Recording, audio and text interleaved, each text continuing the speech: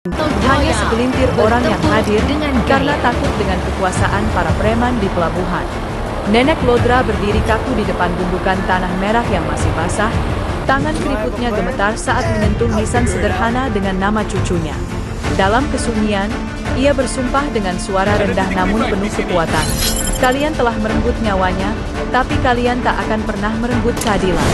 Aku bersumpah di atas kuburan ini, kalian semua akan membayar harga yang setimpal. Setelah pemakaman, Nenek Lodra kembali ke rumah bambunya di ujung desa, membawa serta sepotong rasa sakit yang tidak tertahankan. Rumah itu kini terasa begitu sunyi, tanpa langkah-langkah riang Arya atau suara tawanya yang menghangatkan. Mata Nenek Lodra terpaku pada foto tua Arya yang ia gantung di dinding. Ia duduk di lantai, memeluk foto itu erat-erat sambil berbisik. "Mengapa harus kau yang pergi? Seharusnya aku yang lebih dulu." Air mata terus mengalir, membasahi pipi keriputnya yang dipenuhi luka bakar. Malamnya, hujan kembali turun. Angin membawa aroma asin laut ke dalam rumah. Nenek Lodra duduk diam di depan perapian, pandangannya kosong. Dalam pikirannya, suara Arya terus menggema, memanggilnya dari kejauhan. Di sudut rumah, sebuah kotak kayu tua yang terkunci menarik perhatiannya. Itu adalah warisan leluhur yang selama ini ia simpan dengan hati-hati, berisi kitab kuno dan benda-benda pusaka yang ia janji tak akan pernah ia sentuh lagi. Namun, rasa kehilangannya terlalu besar untuk diredam. Tangan Nenek Lodra terulur perlahan, menyentuh kotak itu. "Maafkan aku, Arya. Aku telah bersumpah untuk tidak membuka kotak ini lagi, tapi mereka telah melampaui batas," gumamnya sambil membuka kunci tua yang berkarat. Di dalamnya, ia menemukan kitab bersampul hitam legam dengan aksara kuno yang bercahaya samar. Aroma dupa menguar saat ia membuka halaman pertama, mengingatkannya pada masa lalu yang telah lama ia kubur. Dalam keheningan malam, Nenek Lodra memulai perjalanan yang akan mengubah segalanya. Di luar, hujan perlahan mereda, tetapi angin yang bertiup terasa membawa sesuatu yang berbeda, sebuah pertanda bahwa pelabuhan Banyuwangi tak akan pernah sama lagi. Malam itu, angin menerpa pelabuhan dengan kasar, membawa aroma asin laut yang bercampur dengan bau kematian. Di atas pusara Arya yang masih basah, Nenek Lodra duduk sendirian, membiarkan tubuh ringkihnya dibasahi rintik hujan. Suara gemuruh ombak di kejauhan terdengar seolah-olah langit turut menangisi kehilangan cucunya. Dengan tangan gemetar, ia menaburkan segenggam bunga yang ia petik dari halaman rumahnya. Bibirnya bergetar, berusaha merapal doa, tetapi hanya isakan yang keluar. Di pelabuhan itu, nyawa Arya terenggut dengan keji, dan setiap tetes darahnya kini membakar dada Nenek Lodra.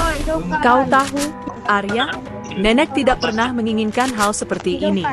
Nenek hanya ingin kau hidup damai, jauh dari kejahatan mereka," ucapnya dengan suara lirih.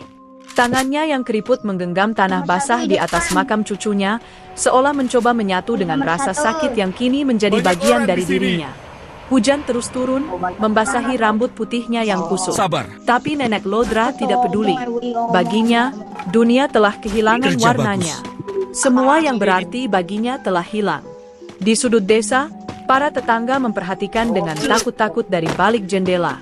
Mereka mengenal Nenek Lodra bukan hanya sebagai perempuan tua yang lemah, melainkan sebagai penjaga warisan ilmu kuno leluhur Banyuwangi.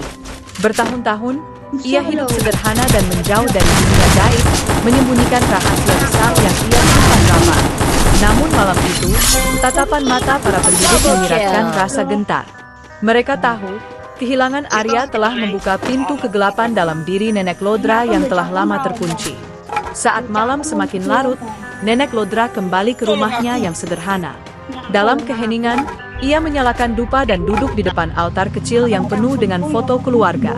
Di sudut altar, tersimpan sebuah benda kecil, peci milik Arya yang tertinggal saat terakhir ia pergi melaut.